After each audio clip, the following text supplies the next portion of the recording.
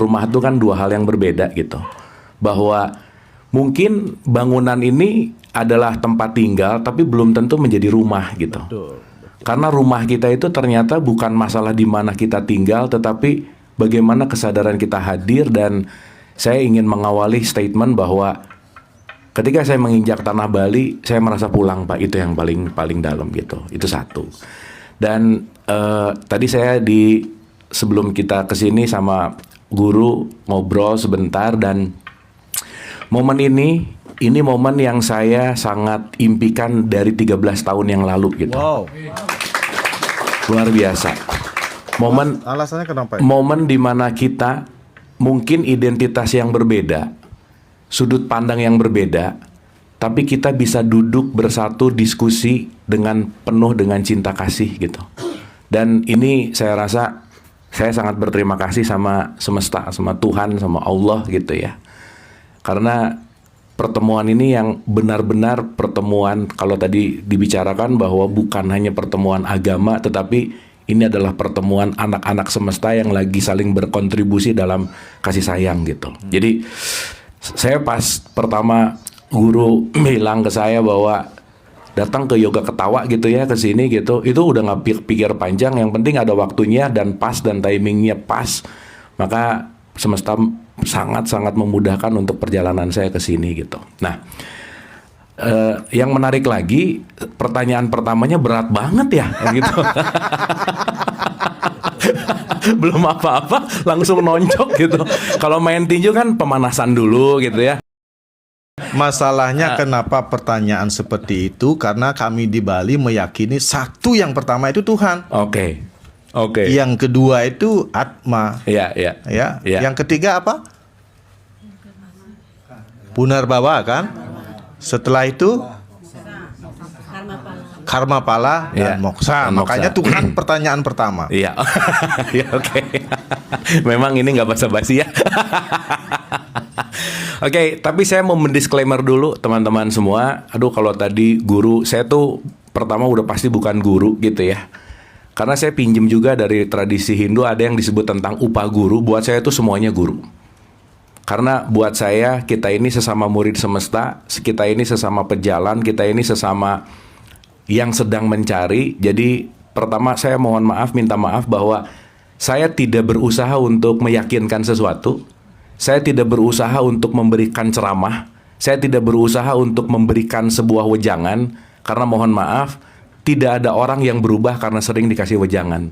Tidak ada orang yang berubah karena sering dikasih ceramah. Karena perubahan datang dari contoh.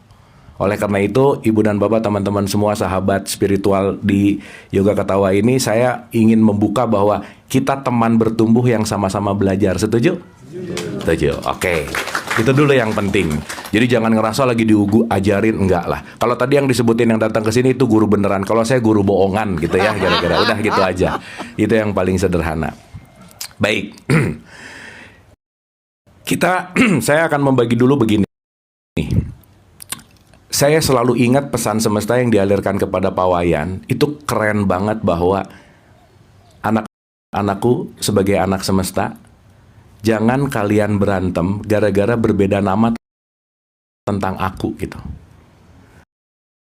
Bahwa kita menyebutkan ini jagung, jagung tidak pernah menamakan dirinya jagung. Kita menyebutkan ini bunga, bunga tidak pernah menamakan dirinya bunga. Bahkan ini disebut jus orange juice nggak pernah menamakan dirinya orange juice. Bahwa setiap penamaan itu pasti datang dari luar. Pasti bukan dari dalamnya, apapun itu gitu. Nah, saya mau masuk ke dalam konteks bahwa teman-teman, kata-kata tentang Tuhan ini memang luar biasa. Dengan satu aspek yang saya rasa kita bisa melihat dari lingkaran yang sangat tidak terbatas, 360 lah gitu. Nah, di dalam tradisi Islam, itu ada hal yang menarik. Dan memang maaf sekali ya, boleh jadi memang pembelajaran-pembelajaran seperti ini tidak umum dilakukan. Karena saya selalu membagi begini, maaf ya. Setiap kita itu pasti memiliki level kesadaran yang tidak sama levelnya. Setuju nggak? Setuju. Maka saya kasih analogi begini. Teman-teman, Ibu dan Bapak, kalau 2 tambah 2 sama dengan 4, Tetapi untuk mencapai 4 itu nggak harus melalui 2 tambah 2, betul nggak? Karena akar 16 pun 4. Kalau log 10.000 berapa? Yang nggak jawab berarti waktu matematik bolos, udah gitu aja ya. Nah, ya udah, karena ini kan bukan urusan matematik, log 10.000 juga hasilnya 4. Jadi saya sangat meyakini Tuhan itu nggak pernah bilang bahwa 2 tambah 2 sama dengan berapa. Nggak begitu konsepnya. Tetapi untuk sampai 4, kalian terserah mau pakai 2 tambah 2 kek, mau pakai akar 16 kek, mau pakai log 10.000 kek. Yang penting hasil ujungnya adalah 4 titik. Dan saya selalu menyadari bahwa dalam perspektif Islam selalu ada kalimat begini, teman-teman. Jalan menuju kepadaku sebanyak ruh yang aku tiupkan. Jadi kalau di bumi ini sekarang ada 8 miliar manusia, berarti ada 8 miliar jalan menuju kepada Tuhan, dan masing-masing kita perjalanan itu tidak bisa diwakilkan. Maka yang terpenting dalam hidup, nggak usah rese sama jalan orang lain, titik, gitu. Artinya apa? Setiap jalan itu adalah suatu proses, karena tujuannya tetap ke tempat yang sama, gitu. Kita nggak bisa lepas dari budaya, dari tradisi, nggak bisa lepas dari semua peradaban, evolusi peradaban lah gitu kira-kira, dengan penamaan yang berbeda. Tetapi kalau kita bicara bahwa ini bisa saya sebut sebagai water, ini bisa saya sebut sebagai air. Kalau bahasa Balinya air apa ya, Pak? Yeah. Ini bisa disebut sebagai kalau orang Sunda bilang cai. Ibu dan Bapak kebayang nggak ada orang Sunda sama orang Bali berantem? Ini enggak, cai. Orang Inggris datang, no, this is water. Pusing nggak? Membuat disclaimer ini agak panjang supaya kita masuknya smooth gitu. Karena mohon maaf teman-teman ibu dan bapak, saya mau bicara tentang fakta dulu, Pak. Ini saya rasa kita teman-teman penting untuk tahu. Saya lahir sebagai orang Islam, iya. Dan biasanya kalau lahir sebagai orang Islam, nggak terlalu serius untuk belajar Islam. Kenapa? Karena dia sudah merasa Islam. Padahal ketika saya tanya, kamu Islam? Iya, buktinya apa? Nih, pelan-pelan. Ini anaknya udah sarapan sih, tapi nggak apa-apa lah ya. Belajar belum sarapan suka crash memang sih, tapi nggak apa-apa. Bali, itu, Ubud, itu ada di Bali. Ubud ada di mana? Di Bali. Bali ada di Indonesia. Indonesia ada di Asia Tenggara ada di Asia, Asia ada di bumi, bumi ada di galaksi, galaksi ada di web cluster-cluster berikutnya, dan semuanya ada di alam semesta, betul? Sekarang saya mau nanya, alam semesta ada di mana? Di mana-mana. Ini jawaban paling gampang tuh di mana-mana aja. Pokoknya kalau saya nanya langsung jawab, itu pasti asbun asal bunyi, itu pasti. Karena kalau saya mau survei satu-satu, jawabannya pasti sama. Ibu dan bapak ini termasuk orang yang ngomong dulu baru mikir atau mikir dulu baru ngomong? Nah, ngomong dulu baru. Makanya guru mengajarkan yoga supaya kita mikir dulu baru ngomong. Kenapa di yoga ada jeda? Supaya ada jeda antara ucapan dan pikiran. Ibu bapak maaf ya, 98% kehidupan sehari-hari kita itu nggak pakai mikir, tidak menggunakan kesadaran, hanya mengulang-ulang kebiasaan. Jadi orang yang jarang meditasi, kalau kita pakai perspektif ini, dia akan muter-muter di kebiasaan yang lama. Maka maaf ya, ibu bapak mau rajin ikut yoga ketawa, tapi tidak merubah kebiasaan, tidak akan merubah hidup. Karena kata kuncinya adalah merubah kebiasaan. Karena kebiasaan yang sama akan mengundang kejadian yang sama. Maka kenapa banyak orang hidupnya muter-muter di masalah yang sama, samsara, nggak moksa? Kenapa? Karena dia muter di keputusan yang sama, di kehadiran yang sama, dan kejadian yang sama. Maka kata kuncinya adalah yoga. Yoga itu dalam bahasa Arab disebut tauhid. Karena yoga itu artinya union, menyatu. Tauhid artinya menyatu. Jadi nanti kalau guru buka di Jakarta atau di Bandung, tauhid ketawa. Karena itu artinya ketawa dalam penyatuan. Dengan tertawa bisa menyatu. Gitu kira-kira. Oke, sampai sini?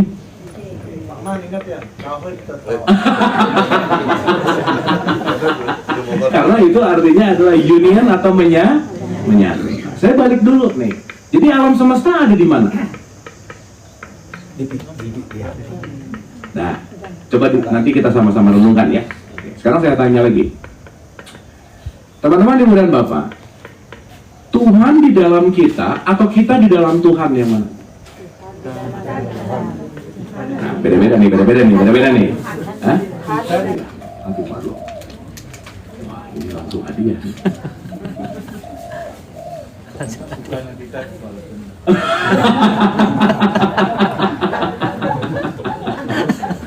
Harus malah diundang. Ibu dan Bapak, nanti kalau ada pertanyaan sangat boleh ya. Kita open discuss. Pertanyaan nanti habis ini habis saja baru bertanya. Boleh. Tapi dapat ya Ibu Bapak? Sip. Nggak pusing nggak? Tenang. Karena sudah dikosong.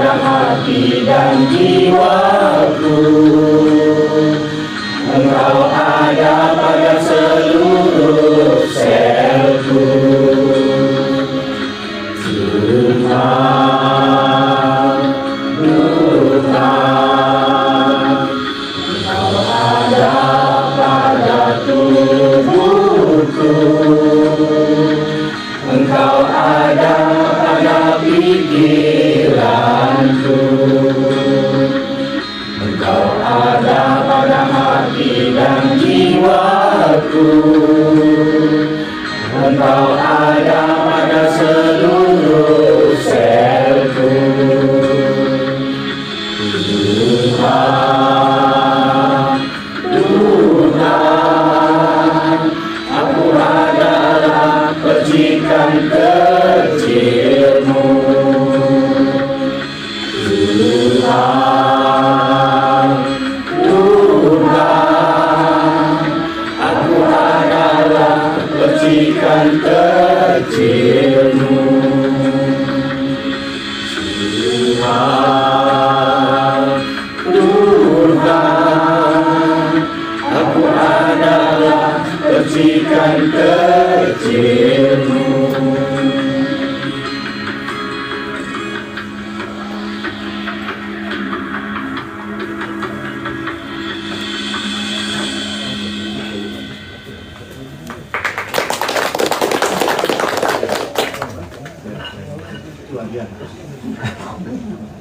Kalau boleh saya kasih satu feedback respon ya. Lagu barusan itu lagu yang sangat Islami. Kita orang Hindu. Identitas ya, identitas. Nah, lagu yang sangat Qurani. Tuhan sebagai cahaya itu di Quran ada di surat 24 ayat 35. Statementnya Allahun Nur, aku adalah cahaya. Tuhan adalah welas asih, maha kasih, itu ada di surat 6 ayat 12. Katakanlah aku ini adalah Rahman Rahim. Tuhan adalah percikan, itu ada di surat 32 ayat 9. Aku tiupkan ruhku. Jadi kalau tadi saya dengar, saya rasain ini semua ayat-ayat Quran yang dirangkai menjadi kata-kata lagu gitu. Dan saya yakin terlahirnya lagu ini pasti datang dari pusat juga gitu. Berarti kalau datang dari pusat, maka akan bisa dirasakan dan pasti akan bisa diterima sama siapapun itu bagi yang mau berpikir. Ya. Aneh ya, tidak belajar Quran tapi kata-katanya Qurani, betul nggak Pak? Itu Pak. Itulah menariknya. Boleh tepuk tangan. Tidak belajar Quran tetapi bisa Qurani. Karena kenapa? Quran yang sejati itu bukan hanya ada yang di buku. Buku itu Quran kecil. Makanya sering disebut mushaf Quran, buku Quran. Saya rasa semua kitab suci itu adalah bagian kecil dari ilmu semesta yang tanpa batas. Betul nggak Bu Pak? Setidaknya itu adalah jembatan untuk kita mengakses kepada sesuatu yang lebih luhur dan lebih luas gitu. Jadi terima kasih Pak. Yang tidak pernah belajar Quran tapi lagunya Qurani banget. Boleh tepuk tangan luar biasa. Terus itu hadiah. Sekarang boleh bertanya. Dahsyat. Silakan. Ya, Silakan Pak. Mic-nya boleh? Ya, cip. Oh ya Ibu Bapak, saya boleh kasih syarat ya? Pertanyaan sama saya syaratnya satu, pertanyaannya nggak boleh susah-susah, coba ya. Dan langsung nembak karena waktu. Langsung ke pertanyaan. Sisi. Terima kasih kepada Abu Madeo. Pada kesempatan ini mungkin kami belum begitu mengetahui karena mungkin beda agama tentang Islam. Nah tadi Bapak bilang itu kita boleh beribadah kemanapun, tapi di hotel kok kiblatnya ke arah situ aja terus, itu yang jadi pertanyaan pertama. Terus Ya, saya koma dulu ya, saya langsung jawab dulu supaya cepat ya. Gini, Ibu dan Bapak, saya mau bagi dua dulu bahwa ada ibadah yang privat personal dan ada ibadah yang disebut ibadah sosial. Kalau sosial banyakan nggak? Banyakan. Masyarakat, betul? Kalau private sendiri, sendiri. Maka dibentuklah satu sistem supaya ketika kita beribadah rame-rame merujuk kepada kiblat yang sama, gitu-gitu. Karena Ibu Bapak kan kalau di Islam itu ada ruku ya, sholatnya gini. Kebayang nggak? Kalau aku ke sana, aku ke sini, waktu ruku jedek, itu nanti tabrakan.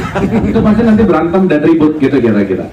Maka arah kiblat diselaraskan, disamakan untuk apa? Untuk mempermudah jalurnya ritual dalam melakukan sholat. Agar apa? Agar kita bisa dalam tanda petik melakukan itu dengan keselarasan gitu kira-kira. Jadi tambahan, kalau kiblat ke sana itu apakah kiblat ke Mekah? Ya, kiblat di dalam tradisi Islam, kiblatnya itu di Mekah, Masjidil Haram. Makanya kalau Bapak nanti lihat di TV orang yang lagi umroh, itu kiblatnya semuanya muter, semuanya menghadap ke situ gitu. Karena kiblatnya ke arah yang sama. Tujuannya untuk apa? Supaya wilayah ritualnya ke satu titik yang sama. Intinya adalah keselarasan. Gitu. Pertanyaan kedua. Dapat ya Pak ya? Dapat pasti. Yang pertanyaan kedua untuk tentang kafir. Jadi maaf, kita agama beda agama, jadi sering orang-orang bilang itu selain agama ini adalah kafir. Nah itu tolong itu diperjelas kenapa seperti itu. Itu aja. Oke. 2 tambah 2 sama dengan berapa? 4. Oke. Akar 16? 4. Log 10.000?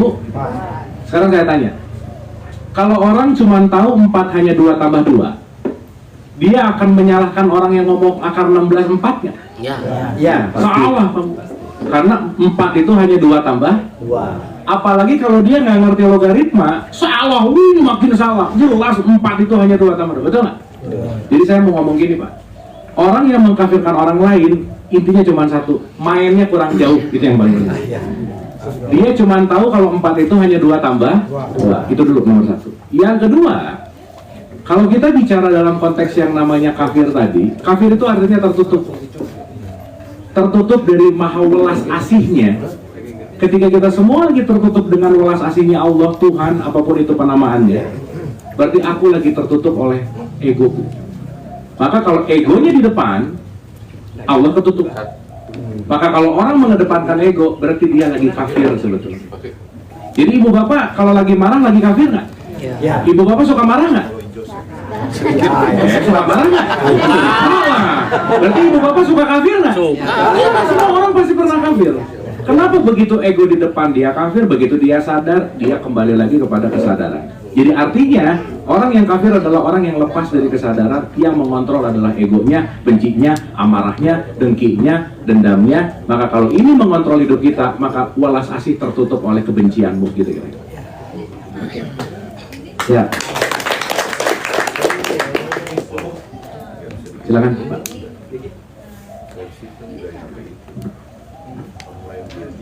Terima kasih Pak Abu Mardul. Saya kalau memang dulu tahun 84 senang olahraga dengan aktivis. Kebetulan guru pernah di Surabaya, Pak Gunung namanya sudah almarhum. Di sana terlihat masih saya terapkan bersama dengan ajaran Sri Aji, mungkin tidak jauh beda, dan bahkan boleh dikatakan suatu pemantapan. Assalamualaikum, salam wa muka hari muka bugahan angan-angan ku dewi. Memang diartikan rapiah, kamu manusia, sadarilah pada dirimu sendiri, ingatlah akan itu sebenarnya. Jadi dalam kesempatan ini yang saya masih ada terganyal, memang pada waktu bilang di rutin niat insun suci nirmala. Nah sekarang mungkin mudah-mudahan nanti sebagai dasar kami, demikian juga Ampura Guru yang sudah melekat pada diri, tidak jauh beda, apapun istilahnya, dimanapun tanah dipijak, di sana langit dijunjung. Itu sebagai slogan kami yang terakhir. Sekira itulah yang dapat kami sampaikan kepada Pak Abu Mardul. Mudah-mudahan ada sedikit untuk lebih mendalami apa yang saya rasakan, apa yang salah saya sudah dapatkan sama Sri Aji Adiguru Subhanahu. Terima kasih Pak. Terima kasih. Boleh tepuk tangan pertanyaannya Pak. Ibu Bapak, saya mau memulai dulu dari bahasa sebentar. Saya mau nanya, kalau semesta atau Tuhan ini adalah kecerdasan tanpa batas, semesta atau Tuhan ini ngerti bahasa Bali nggak? Ngerti bahasa Arab nggak? Ngerti bahasa Sunda? Oke. Dan nanti kita akan mengerti bahwa kalau hidup ini adalah energi, vibrasi, dan frekuensi, semesta itu tidak tahu apa makna kata-katamu, tapi semesta itu ngerti yang dikeluarkan dari mulutmu, yang dinilai dan yang direspon oleh semesta adalah sikap hatimu ketika berbicara. Itu yang paling penting. Saya mau kasih contoh. Ibu bapak mungkin tidak familiar dengan kata-kata Bismillahirrohmanirrohim. Mungkin tidak familiar. Betul? Betul. Oke. Sekarang saya tanya. Ajaran Islam itu sangat erat kaitannya sama Nabi Muhammad. Oke? Sekarang saya tanya. Kenapa Quran kok menggunakan bahasa Arab? Karena nabinya lahir di Arab.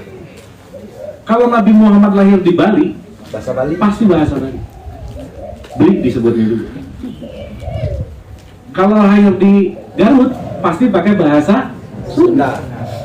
Karena Quran pun menerapkan atau menerangkan atau memberikan sebuah statement, saya pakai bahasa aslinya, kalimatnya begini.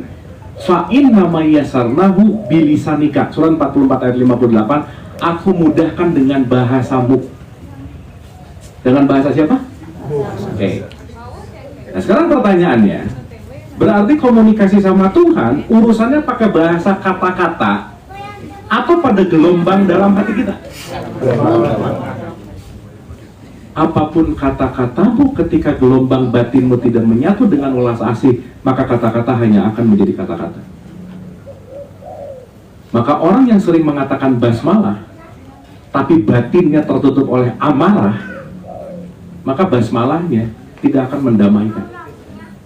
Maka kata kuncinya bukan seberapa sering mengatakan basmalah, tetapi bagaimana gelombangnya sesuai dengan basmalah. Nah, saya koma ini. Bismillahirrahmanirrahim itu kalau ditranslate ke dalam bahasa Indonesia, kira-kira terjemahannya begini. Atas namamu yang maha pengasih dan maha penyayang. Saya mau nanya ibu bapak, maaf ya. Ketika kita menjadi hamba, kita penting menyadari bahwa hamba itu hanyalah utusan Tuhannya, betul nggak? Berarti kita ini cuma ada dua variabel. Yang satu disebut holy, pencipta. Yang kedua disebut makhluk yang diciptakan. Maka kalau kamu menghamba kepada Tuhan, kalau kamu benar-benar menjadi abdiku, maka jadikanlah semua perbuatanmu hanya atas namaku sebagai holiknya, bukan atas namamu. Contoh nih, ibu bapak kita tahu bersedekah itu baik, betul nggak? Ya.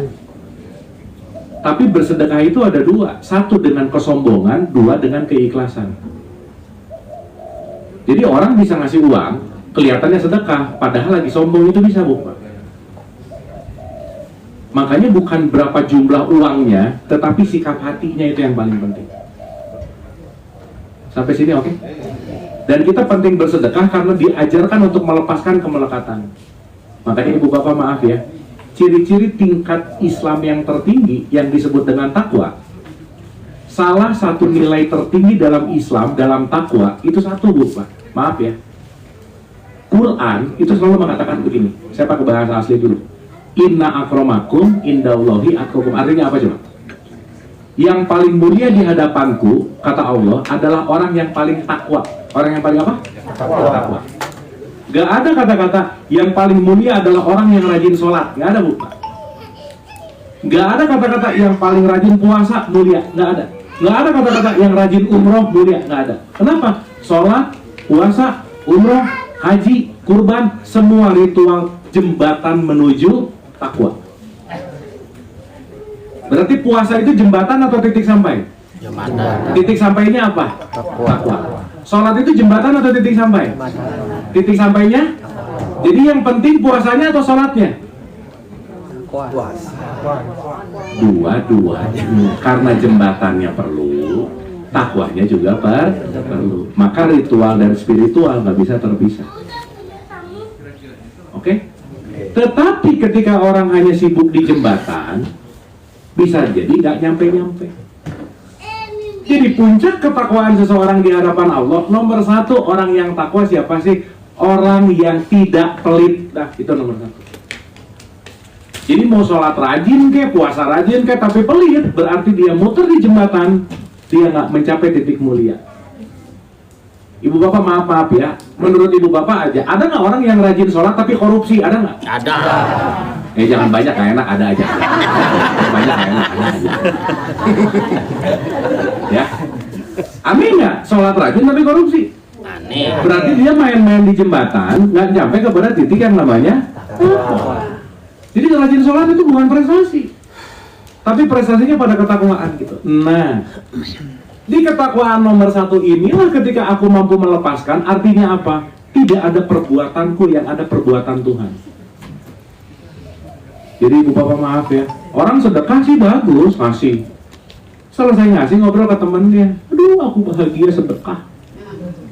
Koma, kalau nggak ada aku, mati tuh orang. Kan nyebelin ya? Akhirnya dia ngerasa bahwa aku yang menolong dia. Benar sih secara badania, oke. Tapi orang yang ikhlas adalah orang yang apapun perilakunya, bukan datang dari egonya, tapi hanya mengatasnamakan Tuhan. Ibu bapak, kalau guru mengutus salah satu murid-muridnya, membawa nama baik guru, muridnya jadi nggak penting. Saya datang atas nama guru. Betul nggak? Berarti si murid sebagai utusannya. Kalau si muridnya nyebelin, ia ngelihat, oh ini nyebelin banget, otomatis gurunya begitu nggak? Iya. Jadi perilaku ibu dan bapak sebagai murid daripada guru, di situ mencerminkan sesuatu. Artinya, kalau orang sudah berbasmalah, dia sudah melepaskan dirinya, egonya, keakuannya, kepemilikannya, bahwa aku tidak ada dalam bentuk identitas, karena aku hanya melakukan hanya dalam bentuk yang namanya welas asih. Dan itu bukan perbuatanku, karena aku hanya dititipkan. Maka tidak boleh ada kredit, tidak boleh ada sesuatu yang kalau nggak saya nih, kalau nggak bisa. Kenapa? Karena semuanya hanyalah dititipkan. Yang hak mendapatkan kredit sebagai yang hebat itu hanyalah Tuhan. Makanya abis bismillah, alhamdulillahirabbil alamin, segala puji hanya milik Dia. Yang menarik adalah banyak orang yang mengatakan atau membaca Al-Fatihah, tapi selesai berbuat baik, pengen dipuji lagi. Habis ngasih, makasih aja enggak. Nah, itu udah mulai. Berarti kalau orang ngasih tapi dia nggak ngomong makasih, masih marah, berarti dia belum bermasalah gitu. Saya rasa gitu, Pak. Dapat ya, Pak? Matur dulu. Ya, silakan. Mic-nya boleh ke belakang.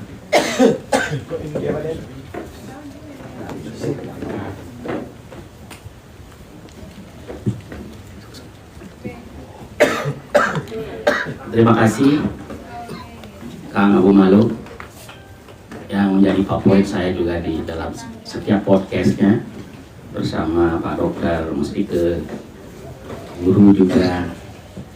Mohon maaf saya agak telat sedikit ya. Singkat aja Pak. Nama saya Nengan Hate. Pertanyaannya ada dua Pak. Pertama, saya sedikit dan dulu penasaran. Saya membaca beberapa literatur bahwa, mohon maaf, Mekah itu yang ada Ka'bahnya itu dulu bekas kuil Siwa. Nah, apakah itu benar, dinyatakan benar, ataukah itu sebuah hoax? Itu yang pertama, ya. Yang kedua, Kang Abu Malu. Kang Abu Malu begitu yakin, begitu percaya diri, bicara di depan lintas agama seperti kami. Nah, kami memang benar diberikan petuah oleh guru bahwa terbukalah kepada semua ilmu dan ambil yang bisa diambil. Nah, seandainya kami balik ini, kami yang melakukan hal ini di depan, mohon maaf, agama Islam yang saat ini, saya yakin sulit sekali diterima, akan ditolak karena kata kafir tadi itu sudah melekat sekali dalam Tuhan. Nah, apa kira-kira yang menjadi resep Kang Abu Malu begitu yakin di depan kita? Terima kasih, Kang Abu Malu, terima kasih. Boleh bertanya, Pak. Yang nomor 2 pulang dari sini, udah nggak usah gitu aja Pak, udah biasa aja ya. Dan itu juga kan nggak terlalu penting gitu. Oke, yang pertama mungkin saya akan jawab singkat aja Pak, karena itu perlu ditanya ke ahli sejarah yang lebih kompeten gitu. Karena saya akan menjawab apa yang saya tahu. Kalau saya nggak tahu, saya akan bilang nggak tahu. Saya tidak terlalu tahu tentang itu. Tetapi apa yang pernah saya pelajari bahwa memang di Masjidil Haram itu dulu tempat penyimpanan berhala-berhala pada saat itu. Gitu. Jadi dulu di situ tuh berhala disusun berdasarkan klasifikasi status sosial. Yang miskin tuh berhalanya kecil, yang kaya tuh berhalanya gede, gitulah kira-kira. Nah, makanya disisakan Ka'bah yang tengah ini sebagai satu monumental untuk menjadi tanda lah, gitu kira-kira. Nah, terlepas itu kuil atau apa, saya rasa ya itu nanti mungkin boleh diklarifikasi gitu. Tapi kata kuncinya, umat Islam datang ke situ intinya adalah untuk melakukan yang namanya introspeksi sih sebetulnya. Jadi muter-muter Ka'bah itu bukan berarti Ka'bahnya yang menjadi subjek, bukan. Tapi itu hanyalah sebagai satu ritual yang diwariskan oleh Ibrahim kepada Nabi Muhammad dan kepada pemeluk Islam saat ini. Saya rasa gitu Pak, yang nomor 1, simpel ya. Yang kedua, Ibu Bapak, saya sangat 3 kali misalnya juga, meyakini ada satu hukum yang agama manapun gak bisa menolak hukum itu. Itu namanya hukum tabur tuai. Betul nggak? Mau ibu bapak Hindu, saya Islam, teman saya Kristen, nanam cabai pasti berbuah.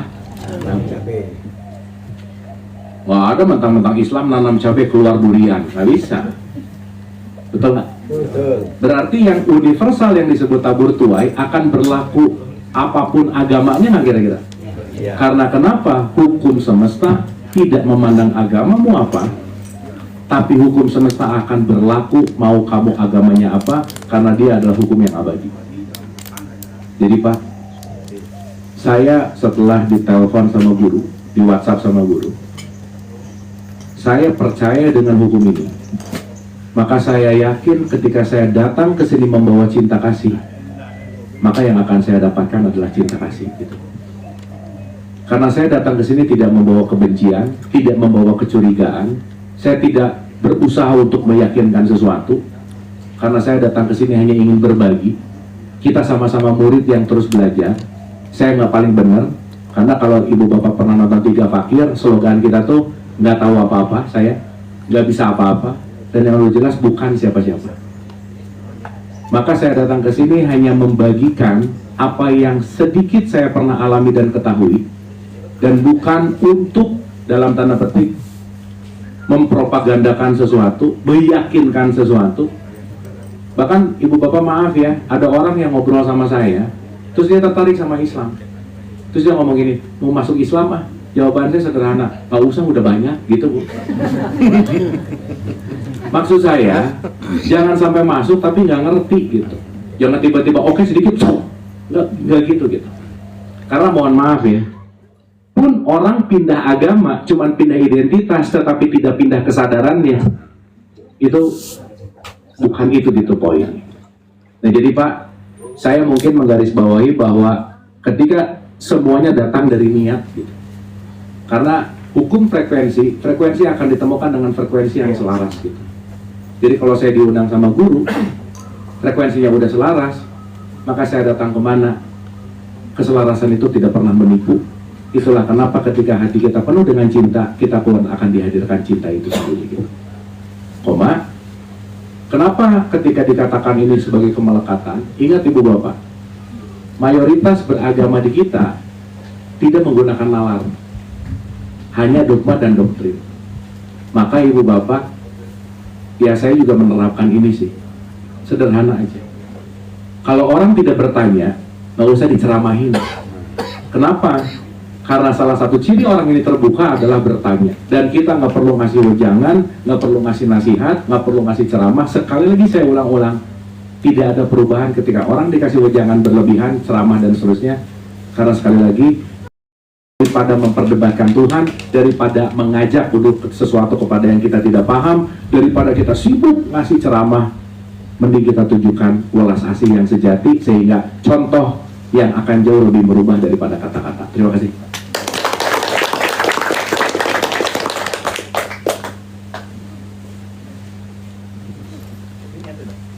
Mic-nya boleh pinjam.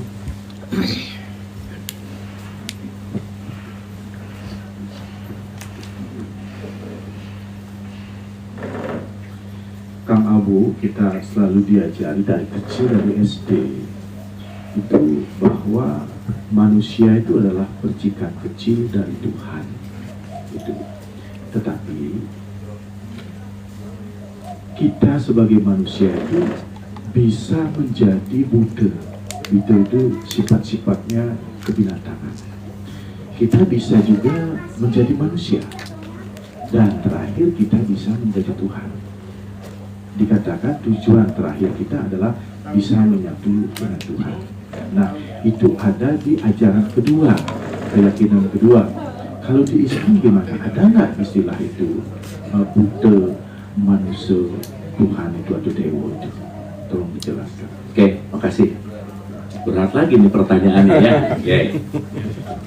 Saya mencoba ini mempermudah dengan bahasa yang lebih sederhana gitu ya. Jadi gini. Dalam konteks di Al-Quran, saya pinjam pakai bahasa Quran aja. saya sederhanakan ada 2, tapi saya mau nambah 1 jadi 3, jadi gampangannya begini. Kita adalah makhluk evolusi. Oke? Ibu bapak lahir kan nggak langsung segede gini, betul nggak? Semua berevolusi. Setidaknya ada 3 evolusi besar. 1, evolusi tumbuhan namanya. 2, evolusi binatang. Makanya ibu bapak dalam biologi, kita ini masuk ke dalam kingdom animal loh. Maka kita sering disebut hayawan natikun. Kita ini adalah hewan, binatang yang bisa berpikir. Betul? Betul? Berarti kalau saya ibu bapak nggak pernah berpikir, lagi jadi apa? Kita di Bali ada Eke Pramana yang bisa hidup saja, ada Dwi bisa hidup, bisa bicara, kemudian Tri Pramana bisa hidup, bisa bicara, bisa berpikir. Sip. Ibu bapak saya yang mana nih kalau dari 3 tingkatan tadi? Fluktuatif. Atau gini saya nanya, ibu bapak ini termasuk suka berpikir atau banyak pikiran yang mana? Banyak pikiran. Ya udah. Karena ya, maaf Pak, orang yang banyak pikiran itu ngerasa lagi mikir, belum tentu. Karena dia cuma muter pikiran yang sama gitu Pak. Ya. Jadi ibu bapak termasuk yang sering mikir atau banyak pikiran? Banyak mikir. Berarti belum yang ketiga kalau gitu ya. Dalam artian level paling rendah itu disebut tumbuhan. Vegetatif namanya. Tumbuhan itu dia hanya bisa mendapatkan respon dari luar dan dia nggak bisa ngapa-ngapain. Contoh. Ibu bapak, orang lain bisa membuat kita sakit hati nggak? Bisa nggak? Berarti ibu bapak masih di level tumbuhan kalau gitu. Orang lain itu bisa membuat kita sakit hati karena kita yang mengizinkan. Betul nggak? Contoh lagi. Orang itu menyebalkan karena dia menyebalkan, atau aku memaknai dia menyebalkan, yang mana? Maknai. Berarti yang bermasalah orangnya atau maknanya? Berarti yang diberesin orangnya atau maknanya? Berarti kalau saya merubah makna bahwa dia tidak menyebalkan, sesaat itu dia tidak menyebalkan. Nah, tumbuhan kalau cuacanya gugur, dia ikut gugur. Berarti dia dikontrol oleh eksternalnya, lingkungannya. Itu tumbuhan namanya. Jadi kalau dikit-dikit, aku tuh dia sih, nah tumbuhan udah selesai. Berarti ibu bapak menyimpan remote kontrol kebahagiaannya di orang lain. Titip ya ke pasangan, titip ya ke tetangga. Jadi aku bahagia kalau kamu gitu. Capek nggak? Capek. Ambil dong remote control. Karena yang menentukan kebahagiaan bukan orang lain tapi pilihanmu gitu. Oke? Naik 1 level, binatang namanya. Level binatang ini setidaknya yang aktif 2 Bu Pak. Kalau nggak urusan makan, reproduksi, udah gitu aja. Ini urusan makan apa reproduksi, itu fase binatang. Dia bisa bergerak, tapi kaitannya biologis aja sih gitu. Keinginan fisiologis tubuh gitu. Maka kebanyakan di level binatang urusannya cuma apa? Makan, minum, reproduksi. Nah itu makanya masih di level yang namanya binatang. Nah level tertinggi, makanya Quran itu penutupnya di surat An-Nas. Nas itu artinya Siapa itu Nas? Nas adalah seseorang dalam konteks di mana yang di dalamnya sudah memiliki kualitas ketuhanan. Artinya dia akan bermanfaat bagi sekitarnya. Bukan hanya mikirin diri sendiri, tetapi dia akan menjadi manfaat. Makanya di dalam Al-Quran disebut rahmatan lil alamin. Artinya merahmati semesta alam. Jadi ibu bapak maaf ya, kalau ada orang Islam hanya merahmati sesama Islam, berarti dia kelasnya 2 tambah 2. Baru di situ nggak apa-apa juga. Tapi nanti dia pelan-pelan naik ke akar 16, naik ke log 10.000 karena kenapa? Dia sadar bahwa aku dihadirkan bagian dari semesta, maka aku penting untuk merahmati, menyayangi, memberikan welas asih untuk semesta itu sendiri. Jadi mau di tumbuhan, di binatang atau di manusia, semuanya level pertumbuhan yang saya rasa kita sama-sama mengalami pertumbuhan kesadaran gitu. Susah Pak, gitu kira-kira. Ada pertanyaan terakhir, ada satu trik nggak agar kita bisa berada di level teratas itu? Triknya ada 15 Ibu Bapak. Siap? Siap? Siap. 1. Latihan. 2. Latihan. 3. Latihan. 4 sampai 15 tulis latihan. Gak ada orang yang hebat atau tidak, yang ada yang terlatih atau tidak. Datang ke sini yoga, besok nggak dilatih, nggak jadi apa-apa. Datang ke sini meditasi, besok nggak dilatih, nggak jadi apa-apa. Karena kata kuncinya adalah latihan, merubah kebiasaan, latihan, dan merubah kebiasaan. Maka belum ada yang sampai saat ini karena kenapa? Semuanya lagi dalam mode latihan. Betul nggak? Betul. Sehebat apapun, sesuatu pasti dia dalam konteks yang namanya latihan. Maka ibu bapak, betul, hasil itu nggak penting. Karena yang terpenting adalah aku bisa mencintai prosesnya. Karena bukan petani yang menumbuhkan padi, betul? Tapi tanpa petani, padi nggak akan tumbuh. Ketika dia hanya proses menanam, biarkan semesta yang menumbuhkan. Tugas kita hanya menanam dan mencintai prosesnya. Luar biasa. Tadi kan kuliah ini 6 jam. Ini baru 2 jam. Berarti utang 4 jam. Utang 4 jam, nanti 2 kali datang ke sini. Aduh, Di samping itu, Bapak udah punya utang nih ya. di samping itu jadi dosen tetap. Setiap ke Bali wajib mampir ke sini. Kamar tidur disiapkan, makan disiapkan, uang saku disiapkan. Kita tidak tanggung-tanggung. Karena sukanya balas dendam. Ya. Luar biasa. Kita boleh tepuk tangan buat guru kita. Ya. Banyak banget hadiah di sini. Kalau pulang gitu.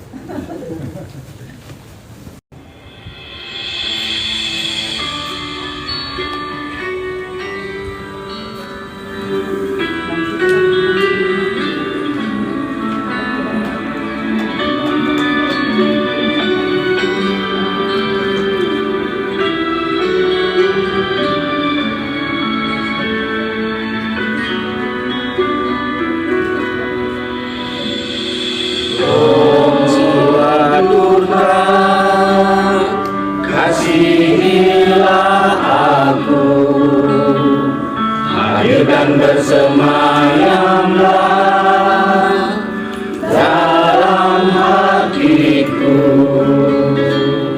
Tanpamu hidupku terasa hampa.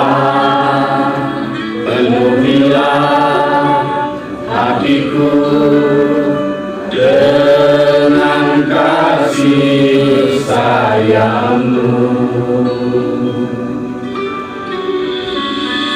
Om Siwa Durga, kasihilah aku, hadir dan bersemayamlah dalam hatiku.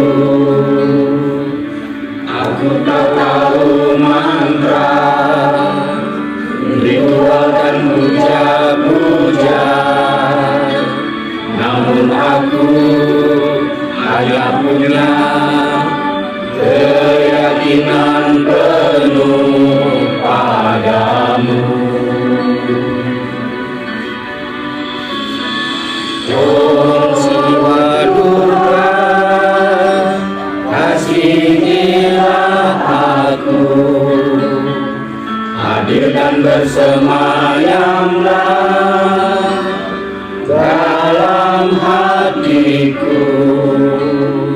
Aku telah mencarimu kemana-mana.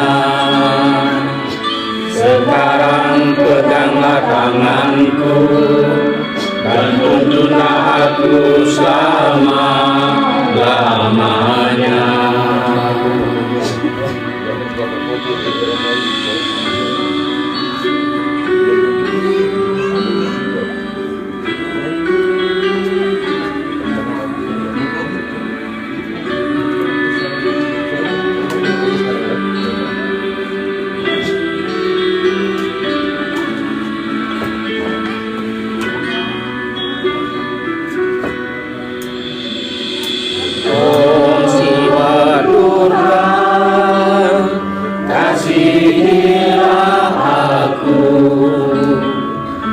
hadir dan bersemayamlah dalam hatiku. Tanpamu hidupku terasa hampa. Penuhilah hatiku dengan kasih sayangmu. Om Siwa Durga, kasihilah aku, hadir dan bersemayamlah dalam hatiku. Aku tak tahu mantra, ritual dan puja-puja, namun aku hanya punya keyakinan penuh padamu. Om Siwa Durga, kasihilah aku, hadir dan bersemayamlah dalam hatiku. Aku telah mencarimu kemana-mana. Sekarang peganglah tanganku dan tuntunlah aku selama-lamanya.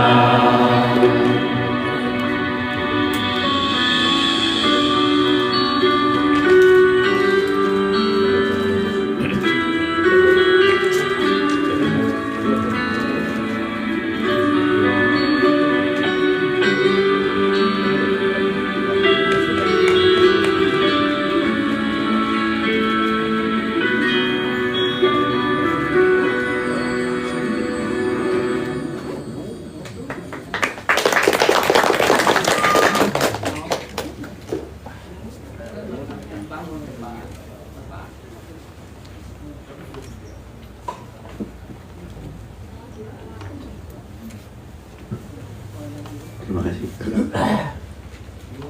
Terima kasih. Boleh tepuk tangan lagi buat Bapak.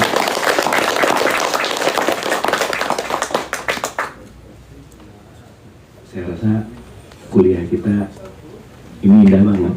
Jadi terima kasih telah membawa saya ke pengalaman ini, dan semoga ini bisa dijadikan sebuah role model untuk kita bisa berdamai dengan jalannya masing-masing, karena saya rasa apapun itu kita dipersatukan oleh Bhinneka Tunggal Ika, kita dipersatukan oleh Pancasila. Jadi saya rasa mudah-mudahan setelah ini banyak pola kasih yang akan tersebar luas dan senantiasa kita rukun dan dalam kedamaian. Terima kasih. Kita kemarin sudah meluncing Nusantara Happy Movement di IKA. Target kita seperti itu. Dan hari ini disampaikan this is your home. Kita kasih hadiah terakhir kepada saudara kita.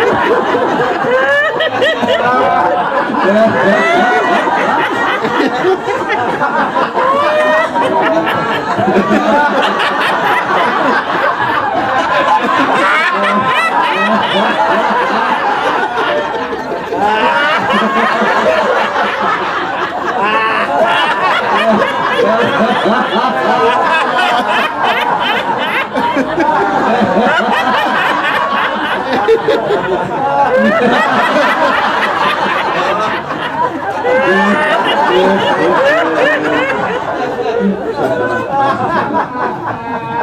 ada tarian Nusantara. Berdiri semua. Di orang-orang bingung kenapa katanya.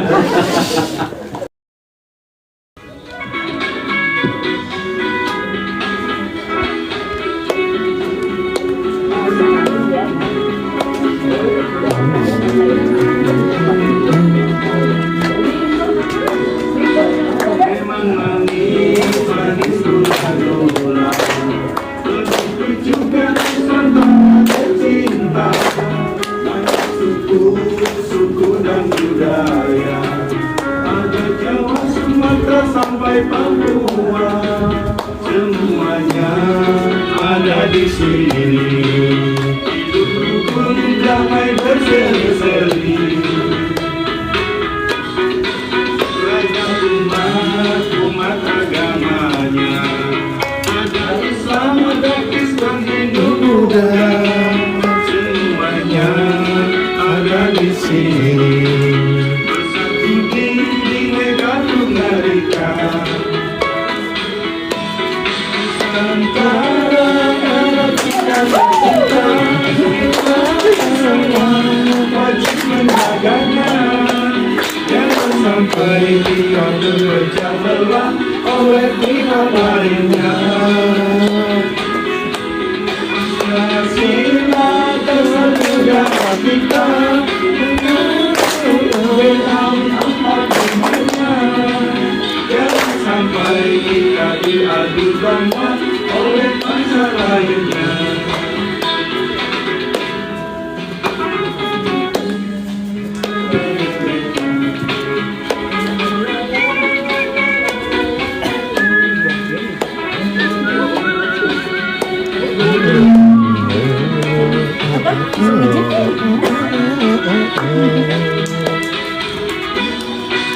Memang manis gula-gula, bertunjukkan Nusantara cinta pada suku dan budaya. Ada Jawa, Sumatera sampai Papua, semuanya ada di sini. Hidup rukun damai berseri-seri.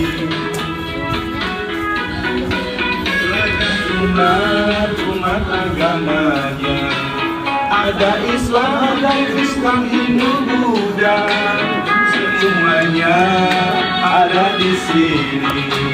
Bersatu di Bhinneka Tunggal Ika. Jarang ada kita tercinta, kita semua wajib menjaganya.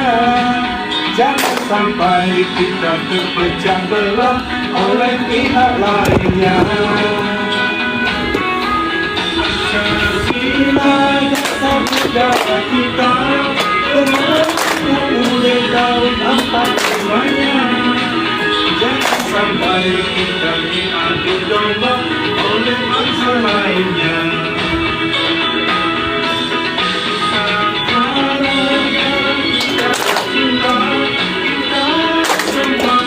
Wajib menjaganya. Jangan sampai kita terpecah belah oleh pihak lainnya.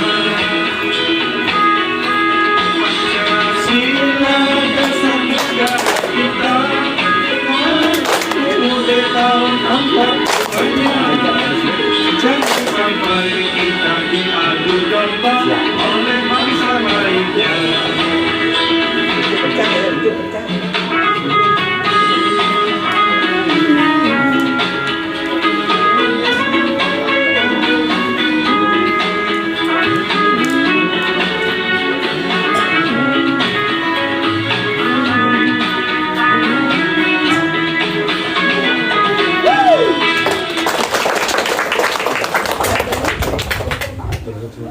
Berdiri, kita mau foto. Di sini Ya, kamu di sana. Biar langsung di sini aja tembak pangan. tembak nih kita. Cabut aja.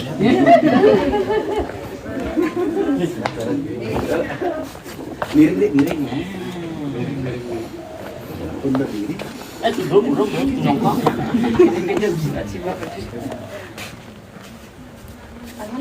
Ini. Mantap Pak. Dibuka dikit sih aja nggak kelihatan. Tuh, dua, tiga. Tuh, dua, tiga.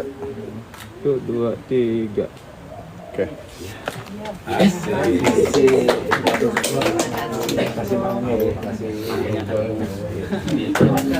Nyata ya, beneran ada ya Pak. Baru bisa bersaksi ya.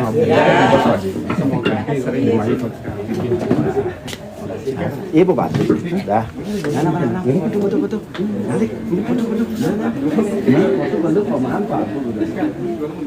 Pak. Asik melihatnya hari ini kan? Asik. Mau lagi? Mau.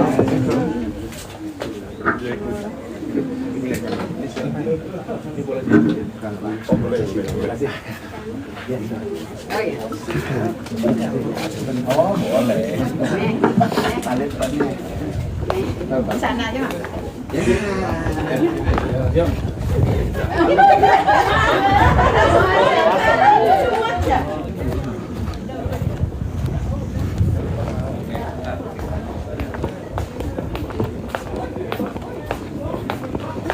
Kuliahnya kita lanjutkan di sini teman-teman ya.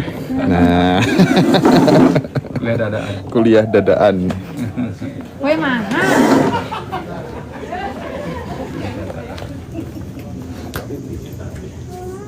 Pokoknya apapun pilihan caranya.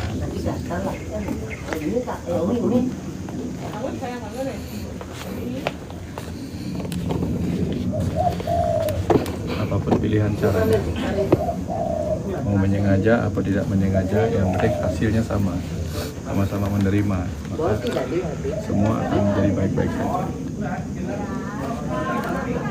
Misalnya begini, nah, samalah dengan kita dipaksa ikhlas terhadap sebuah kehilangan. Kan nggak semua orang sengaja menghilangkan, tapi ada yang sengaja menghilangkan. Contoh, saya punya uang segini, lalu saya sengaja memberikannya kepada orang lain, hilang, tapi saya bahagia karena saya menerima uang itu hilang. Tapi ada orang yang memberikan juga kepada orang lain tanpa sengaja. Contohnya apa? Uangnya dicuri. Ketika dicuri kan dia berikan kepada orang lain. Bisa nggak dia menerima dengan cara yang sama? Yang satu sengaja dia berikan pada orang lain dan uangnya habis. Terus tidak sengaja dia nyimpannya lupa, dicuri orang lain dan sama-sama habis. Kecilan. Yang membedakan kan cuma itu aja. Ini aku nggak ikhlas, yang itu aku ikhlas, itu aja. Tapi ketika dia bisa ikhlas dengan cara yang sama, dua-duanya aman Ya, meskipun dicuri pun nggak apa-apa ya. Nah, saya juga pernah ditipu dengan cara yang ikhlas kok. Saya ditipu dengan cara yang ikhlas. Artinya saya sudah tahu dari saya akan ditipu.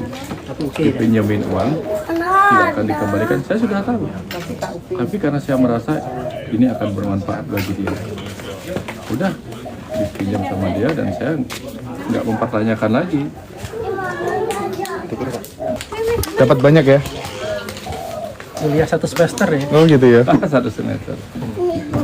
Tapi Kuliah harusnya semeter. udah- Kuliah semeter. Ini jarak semeter. semester. Harusnya kan belajar tuh gini ya, daripada di ruang kelas itu kayaknya waktunya panjang. Iya. Esensinya nggak? Karena zaman dulu orang belajar filsafat itu bukan di ruangan, Plato, Socrates itu di halaman. Saya kalau disuruh ngajak praktek mahasiswa filsafat itu saya ajak di luar ruangan supaya dia bisa melihat realitas. menggali semua hal yang ada di luar.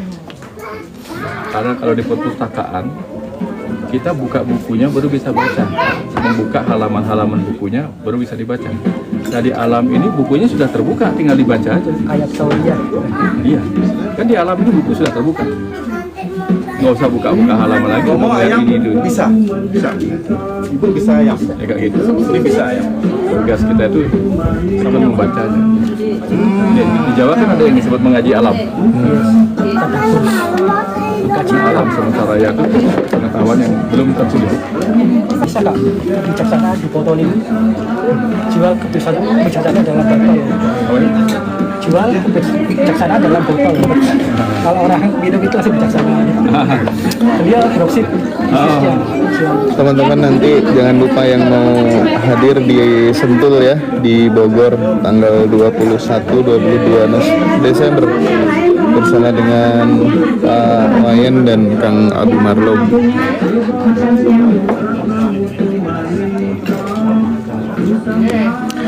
Kita mau bikin spiritual journey bersama Pak Wayan, muter-muter ke Kintamani kemana-mana nanti.